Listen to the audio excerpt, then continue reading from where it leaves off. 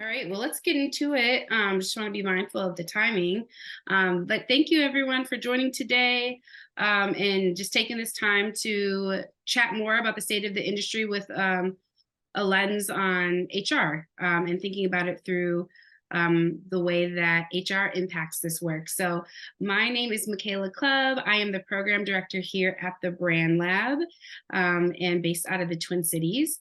For the past 3 weeks, we've been meeting every Tuesday to give an overview of our 2023 State of the Industry report. And so today, like I mentioned, we're going to think about the key insights and how we apply some of that through an HR perspective. Really open this up to be a conversation and think about how we can take some action and continue to move things forward. So just a thumbs up real quick if you can see me okay, just to make sure we're all good. Awesome.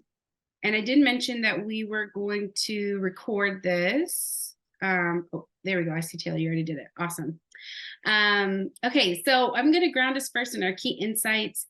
Then we'll transition into kind of what the role of HR is in this. And then I will be handing it over to my lovely co-host, Bree Maddox, who is going to be guiding us through the rest of our conversation and get a chance to introduce her. But first, just sharing briefly some of what we talked about in the past 3 presentations for those of you who maybe weren't able to join. And so like I mentioned, for the past 3 weeks, myself, along with Kelly and some other great co-facilitators have been presenting our State of the Industry report, which is a biannual report that the BrandLab does to share and just add value about the voice and face of the industry. Historically, when we've done this report, it's been just, focused on our HR partners and more of the hard data points about, who makes up the industry and what that looks like. And this year, we wanted to do something different and really lean in more into the qualitative piece about like, how does that feel for folks who work inside of this profession? And so that really stretched us. And so we hope this session does the same thing. We haven't done this before, but this comes up often when I'm talking with different folks, when my other lead team members are speaking with individuals around like, how do we do this work? Naturally, this HR component comes in because it's a critical piece on how all of this kind of comes together. And the BrandLab can't do everything. And so we get the opportunity to partner with really great people like Bree to have thought partnership and to talk through that and be in community. But what we did find in doing that report are some of the key insights that we want to ground ourselves in today, which is that the marketing and advertising industry or profession is not as diverse as the general population. And so while the US is becoming more diverse, the industry is really staying very stagnant. And so that was coming up very clearly in our report and in our findings. And our second key insight was that BIPOC and white employees have very different lived experiences in the workplace and just in general in the world, but because lived experiences are different, we're not creating inclusive environments. And so that kind of lends itself to the third key insight of the lack of BIPOC representation in leadership has a drastic impact on workplace culture. And this perpetuates the differences of lived experiences in the workplace. And so a lot of this, I think these first 3 are things that maybe you might assume when, kind of going through this of like, okay, we still have some areas and room to improve. I think the fourth key insight was the one that resonated loudest for me, which is that there's still a gap between the positive intent of the organizations and the real impact on all employees with a focus on BIPOC employees. And this really stood out in the sense of, I know that a lot of the conversations I have and the partners that we have at the BrandLab are really committed to doing this work of moving things forward. And there's a lot of really great intention and great results, but there's still a lot of room for us to improve. And so in the 2023 State of the Industry report, we heard really loudly and overwhelmingly that particularly for BIPOC employees, despite all those great efforts, there still wasn't that sense of belonging, and the impact of those things weren't landing. And so I think that's important foundation for us to keep in mind as we think about the things we can do within HR to try to move the needle on that. And then lastly, the difference between, the difference in lived experience of BIPOC employees and the growth in diversity in the workforce, the slow growth, in diversity in the workforce weakens the industry's ability to create work that represents the consumer population. And so I often hear Kelly talk about like the head and heart piece of the work that we do, and think those first ones kind of really speak to the heart of this. Like this feels like the right thing to do, the way we should be moving forward. And I think that last key insight is just a reminder of the business sense that this makes. And I think Bree will touch on some of that when you think about retention and the costs around HR, but really thinking about the fact that there's this new majority that's coming up, and the consumers aren't reflecting the people that are marketing to them, and there's going to be this continued tension, and that may start to impact, and has already started to impact the work that's being produced or the way clients select who they want to work with. So those were some of the big key insights that came out of that report. I think it's already been dropped in the chat, but if you hadn't had the chance, I encourage you to go over to our website, download the report, sit with it and read it. There's much more than what I shared here today. And there may be other things that resonate with you that we don't hit on today, but encourage you to really take some time and read that. Awesome. Okay, so our time today here, like I mentioned, this is a new thing that we're doing, and trying to, take all the great learnings from the State of the Industry report and think about the ways that we can add value to our ecosystem and our community and all of you here. And so a lot of this was just prompted by conversations that I know I have and our lead team members have when we chat with different folks about how to do this work. And like I said, naturally HR is a conversation that comes up. So I'm really excited to have Bree with us today, who I'll hand things over to shortly to really digest the report and some of those key findings and to start thinking about it from that HR lens. I think that report, and even just hearing those key findings, it's easy to be overwhelmed by, okay, you're doing all these things and there's so much more to do, and hearing that maybe the impact isn't landing. And so we hope today that we can kind of continue to share some actionable items and ways that you can approach this specifically from an HR standpoint that will help you to move forward and make the impact that we all know, that we believe that everyone's looking to create. So Bree Maddox is our facilitator today, and she's an HR manager from Blue Horizon Energy with 8 years of experience in a variety of different industries: tech, education, hospitality, and health, and has kindly volunteered her time and her enthusiasm. Oh, we got a little noise in the background if you can mute yourself. But at first, when I reached out to Bree, it was really just to get her perspective. I realized we had a voice that was missing here, and we needed that HR perspective to kind of bring this all together.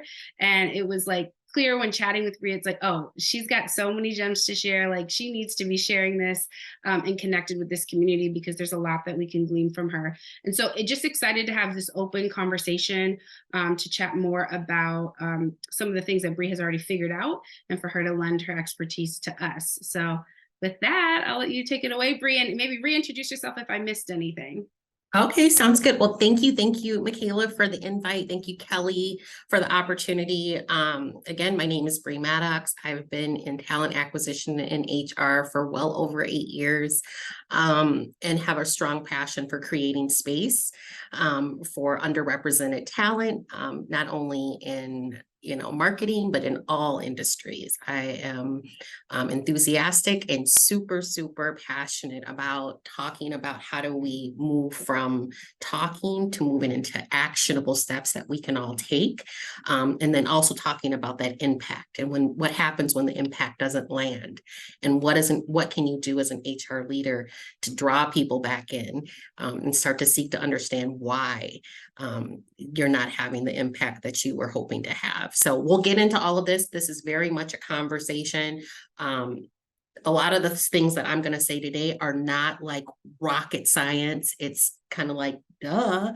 But I think it's also important to say it and then recognize it and then do something. And it's the action and it's the accountability where I think a lot of times us as HR professionals, we fall short, organizations fall short, leadership falls short.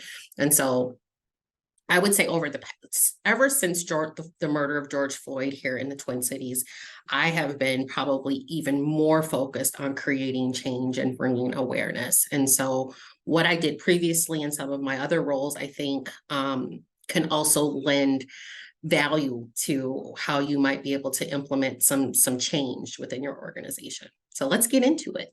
And if you have questions, jump off mute, speak up. This is a conversation. If there's something that you're doing that's working as far as creating impact and creating space, I would love to hear it, because even in my space, I don't know everything.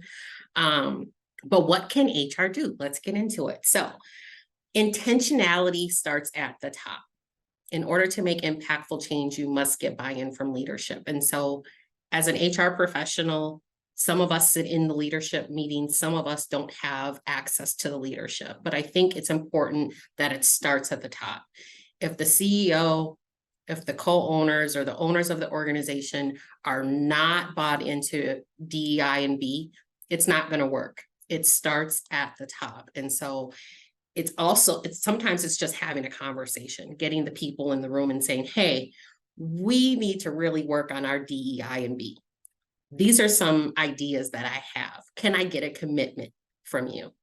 But getting the commitment from leadership and from ownership, people that have a voice, getting buy-in from them is going to be essential in order to get any type of impact or to draw any kind of change.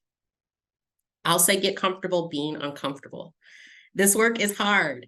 It is hard work to work in this space. And I think for Black folks and non-Black folks or non-people of color, get used to being uncomfortable. Talking about race and the issues that come along with that, it's not difficult, but it's definitely worth the conversation. It's worth having.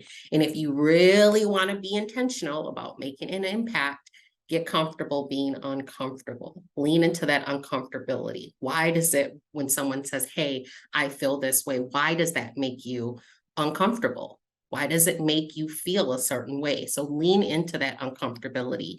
Be vulnerable. Ask questions, but get comfortable being uncomfortable, because if you really want to do the work, that's what it's going to require. Hire a qualified individual to lead your DE&I&B efforts.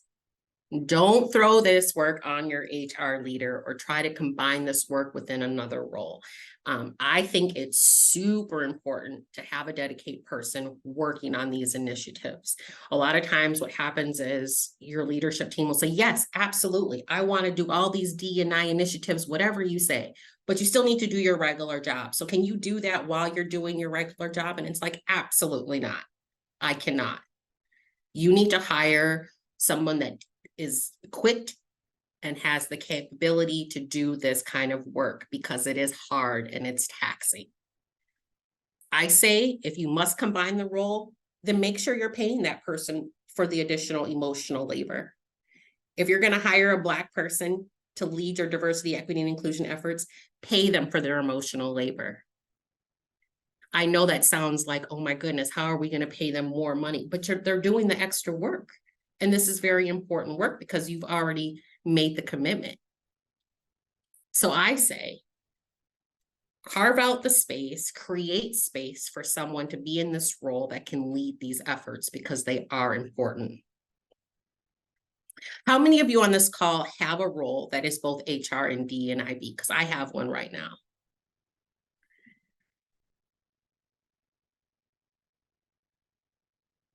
I'm not seeing any answers yet. Oh, we got me.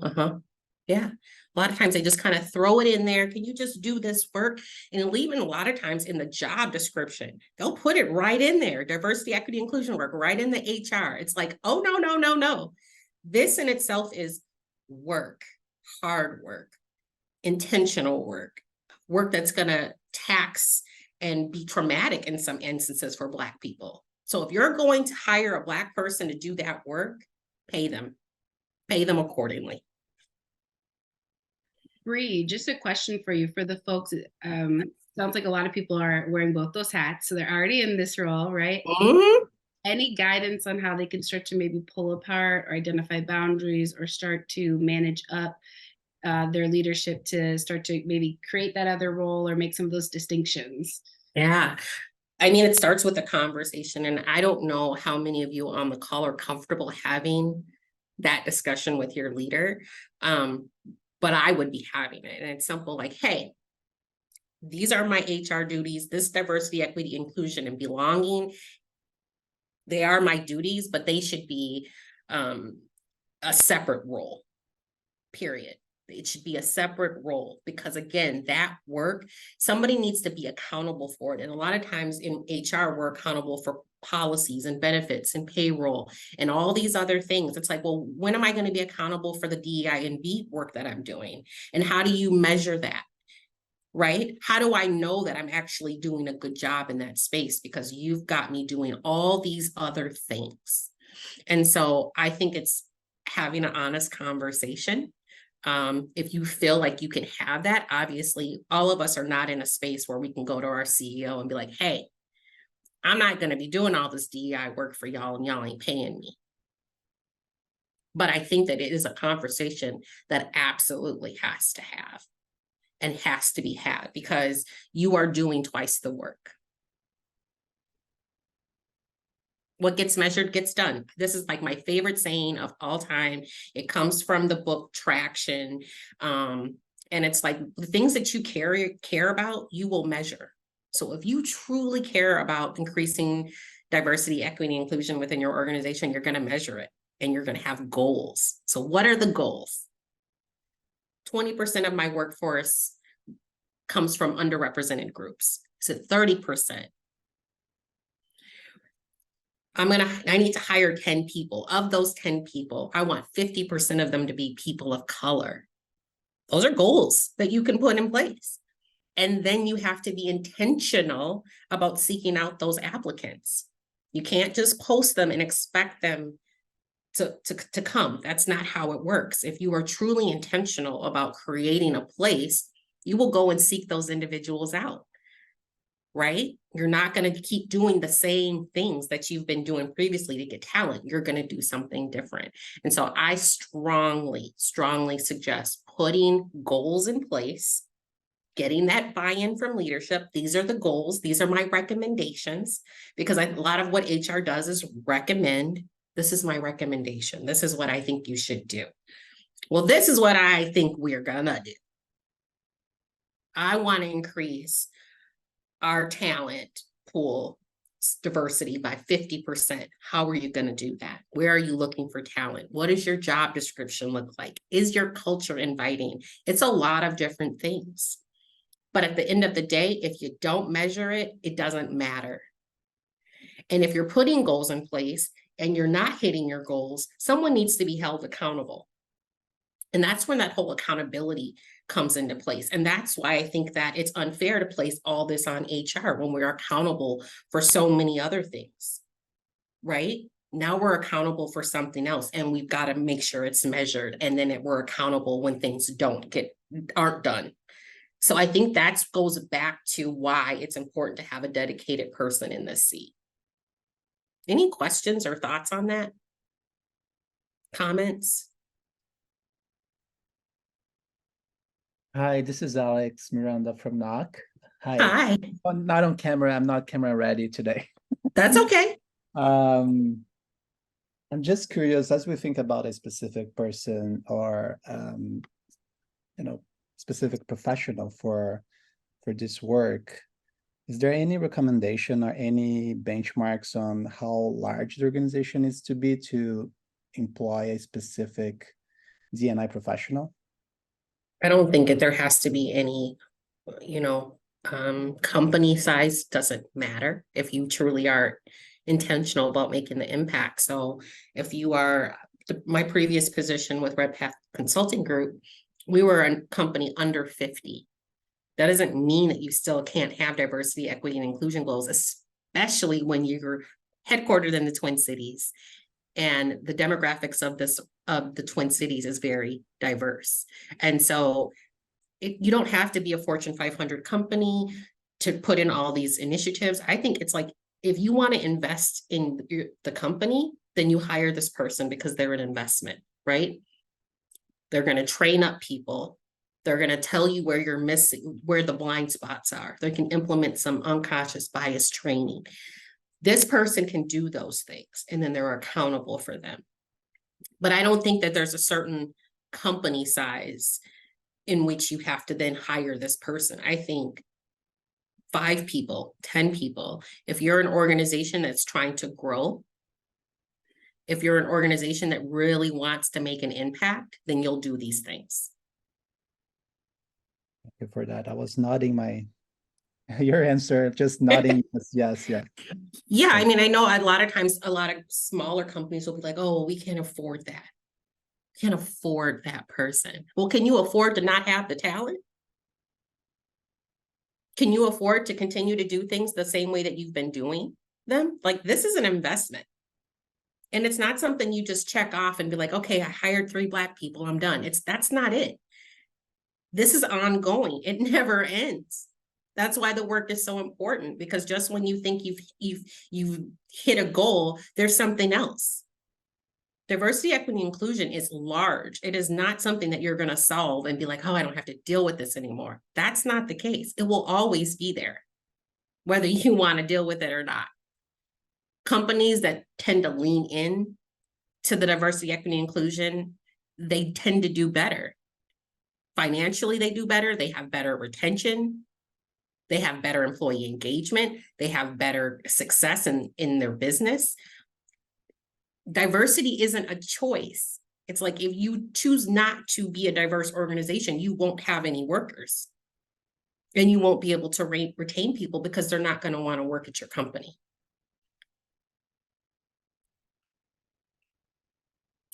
Getting into that, diversify your talent pool. So where do you typically go for talent? Do you post on Indeed? Do you go to LinkedIn? Where do you go? Where do you go? You're going to the same places. You're poaching from your competitors. Oh, I need a great salesperson. I'll just go and poach somebody. No. Diversify your talent pool. That means going to different places and looking for talent. Are you looking at your job descriptions? Are they inclusive? Are you creating space for people of color and women? A lot of organizations still have degree requirements for every single job description, and that is ridiculous. You are eliminating a whole group of people because they don't have a piece of paper. And I'm not saying that degrees aren't important. They are. But there is a whole population of people that don't have degrees and aren't going to get a degree. But they still have really great skills and transferable skills that you can use as an employer. And so I would challenge people to look at your job descriptions and say, are these job descriptions inclusive? If I was a person of color, would I want to work at this company? Put yourself in someone else's shoes. Are you genuinely creating space for people of color and women? And when I say that, I'm talking about in all roles within the organization. You look up at the top of the company, it's mostly white men, right? And then as you filter down, then that's when you get to see more people of color. But you need to create space for women and people of color in leadership roles.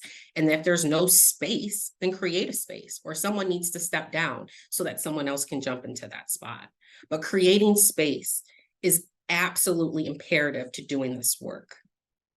If you think you're going to have a bunch of white men talking about inclusivity and what things should get done and creating space, that is not the case.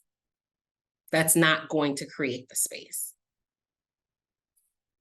So Bree, I have to plug, of course, the job board that we have over at the BrandLab as a absolutely. Not the only one, but definitely one to consider, especially for this group. Bree, what are some things that you see that are like common missteps when creating a job description that don't make it accessible, don't make it inclusive, that folks could take away and apply? So one thing that I will say is we typically write our job descriptions in English. We don't print them or write them in any other languages. And so I asked our marketing manager, could you please print these in other languages, Somalian? Hispanic and Spanish, all of the things, right? That's inclusivity. But then you get to looking into the job description and you get to the experience piece. And a lot of times we'll write in there, well, we're looking for someone with 3 to 4 years of experience working in this field. And you're very, very specific. And then you're not willing to budge. And I think that's the misstep. The misstep is when we put people in a box and it's either a yes or a no. Yes, you have the skills, or no, we're not willing to look in the middle. And I think that's the thing. You've got to maybe look at some resumes that you typically wouldn't look at, right?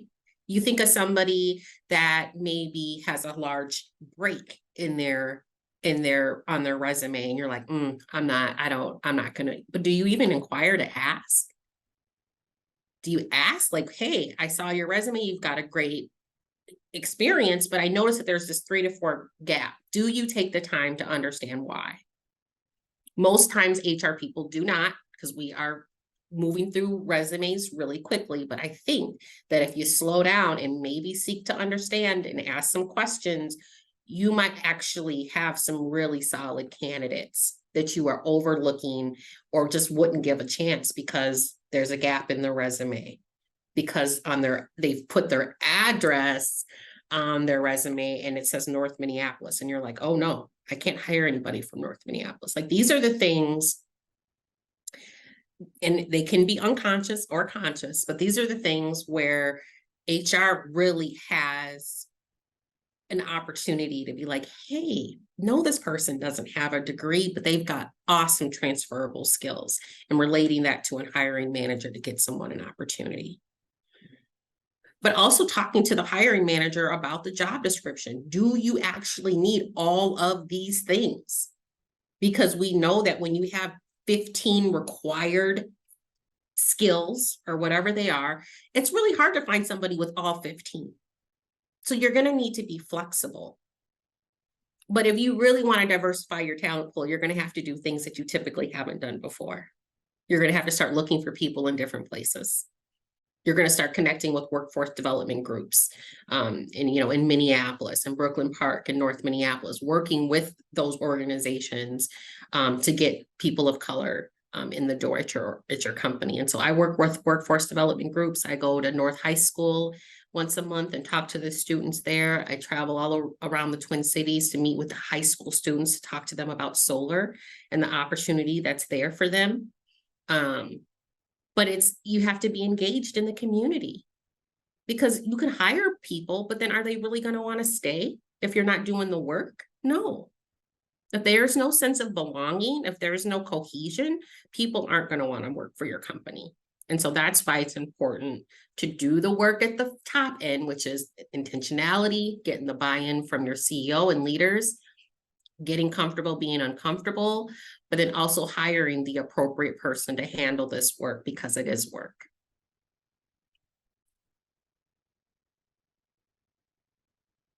Any other questions on that? LinkedIn most often. Just looking through the comments. Lots of people, IT and DEI. Yep.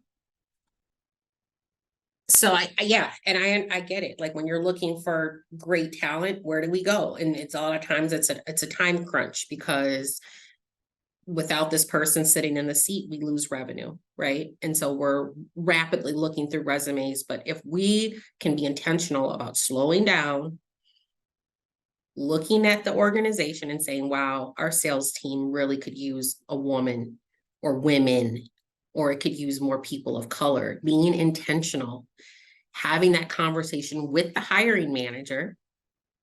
Like, I think this would be helpful for you. My recommendation is to hire some people of color in your department, but having those conversations, and the more you have them, then it won't feel uncomfortable. It'll just be like, oh, Bree's coming to talk about diversity, equity, and inclusion again. She's going to talk to me about, the makeup of my team, and they'll come to expect that.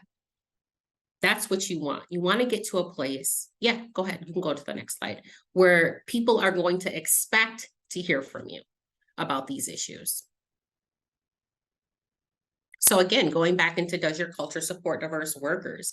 If you're the only Black person at your company, why would other Black people want to work there?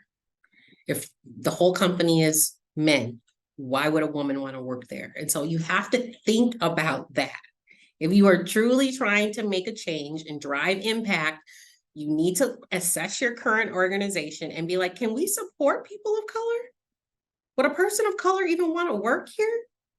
Because before you go and recruit all these people and tell them how great it is to work there, you better do the work. You better have some support for these people. You need to bring belonging into the conversation. How do we make people feel like they have some belonging? And there's plenty of ways to do this. You can do, engagement surveys, pulse checks, all of those things to gauge how people are feeling. But people aren't going to want to work for an all-white company or work in an all-white department. It doesn't feel good. You feel you feel like you're on an island. And so I think that's something that organizations really have to be intentional about, is if you are truly going to start doing this work, then be prepared to create space in all roles of the organization. We need to see people of color in leadership, in management roles, in all roles of the organization.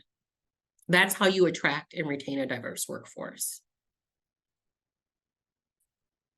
Bree, what are some ways like that, I'm thinking about folks maybe hearing this and want to diversify, but maybe they haven't done that yet, right? And they're like, well, how do we get that first person in and be intentional about that? Is there some things that you would recommend for someone who's like, okay, well, we don't have anyone yet, and so we're working on it. Yeah. What does that look like? I think, again, starting at the top, once you get the commitment from your leadership, once you get a diversity, equity, inclusion statement on your website that people can see, then I think that, and you're ready to do the work. There's going to be some workforce programs or groups for non-whites or people of color where they can, create some relationships and some camaraderie. I think that's super important.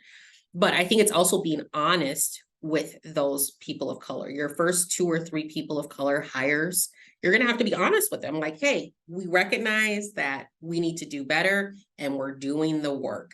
And when you tell them that, it's like, well, what work are you doing? Well, we've got the commitment.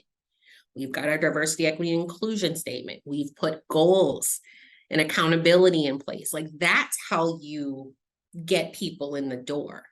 When I started here at Blue Horizon Energy, I'm the only woman in leadership, the only Black in leadership. But what I told them is that I'm going to work on this because this doesn't feel good. And so in that, I've decided, you know what, I'm going to be intentional about seeking out more people of color.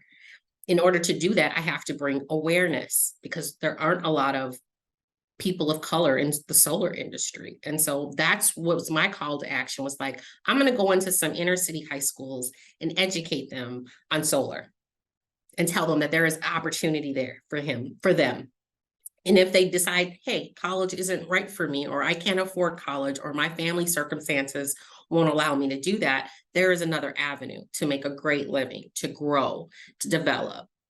And so I think it's intentional, but it's also being really honest about where we are as an organization. Don't lie and be like, yeah, we've got it all figured out and we're going to hire all these. No. Be honest. We're working on it. We've made a commitment to doing the work. And so we're doing the work. But trust me, your employees that are of color are going to hold you accountable because they're going to ask. And so your job is also to report out on the results, on the findings, on the goals. Again, it goes back to accountability. But once, we start seeing more people like us, it creates that sense of belonging. It creates that camaraderie. There's a connection there. And I think that is probably more important than anything. That first 30, 60, 90 days of onboarding and seeing someone that looks like you really, really helps. It really helps when you see someone, maybe not even, in a similar role, but someone in leadership, a person of color in leadership, that really makes a difference.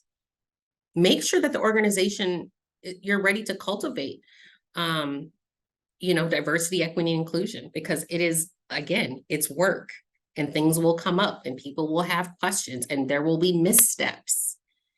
And I think as long as you're open and you're seeking to understand and you're asking questions and being curious, there's nothing wrong with that. But I think it's super, super important to make sure that you've got the commitment. It starts there. And then I think it's also imperative that you include and implement diversity, equity, inclusion, and belonging training during the onboarding process so that all employees have a firm understanding of the organization's position and the organization's goals.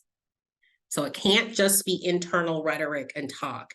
You've got to make sure that everybody at the organization has a baseline on what unconscious biases are, what their unconscious biases can or are, and then working through that and holding discussions and forums for people to ask questions. But that's imperative. You have to have some training, because otherwise, we just assume that people know and they don't. Engage your managers and leadership team in unconscious bias training. So your leaders need to have training. They do. They don't know how to handle these situations. It makes them nervous. I have conversations with managers all the time, all day, about conversations they've had with their employees and they don't know how to handle it. And so when you provide them that training, then they have a baseline. They won't know everything. They will still have questions. Things will still come up, but at least you're giving them a baseline. And then continuous training is always necessary because things change. People change. So making sure that you have that continuous training for your leadership team is super, super important. And if they say they don't have money for the training, then ask them, do you have money to cover a lawsuit if someone says something disrespectfully or handles something in a way that's negative? So it's like, yes, you may not be able to spend $10,000 on a program, but there are things that you can do to prevent you from having missteps. And so I would encourage any HR professional that if you guys aren't doing this, do it. Yes, absolutely, Kelly. And then last but not least, fostering support groups for employees to give feedback and provide suggestions for improvement. And so I talked a little bit about pulse checks or engagement surveys, but even just like we used to have a diversity, equity, inclusion group at work, and anybody could join, and it was just a place for learning, a place to give ideas. How could this is something that happened to me, and you can share a story, and it's a safe space. So I think that's really, really important to make sure you're offering support for employees outside of like employee assistance programs. I'm not talking about that. I'm talking about support groups within the organization that help create belonging. And I think those are I think the support groups, I think the training, and then the commitment from leadership are kind of the things that you absolutely have to do to make an impact and kind of move things forward. And so that's really all I've got. And like I said, it's work. It's hard work. If you think that you're going to do it and then check it off the list, that's not the case. It's continuous work. And it's hard, it's emotional some days to do diversity, equity, and inclusion work, especially as a Black woman, because it's not like you do the work and then you can just go home and be done. That's not the case. We do the work and then we live the experience. And so I think that goes back to paying Black people for the work that we do. If you're going to hire a Black person to do this work, you need to pay them. And so, yeah. What questions do you guys have? Let's open it up.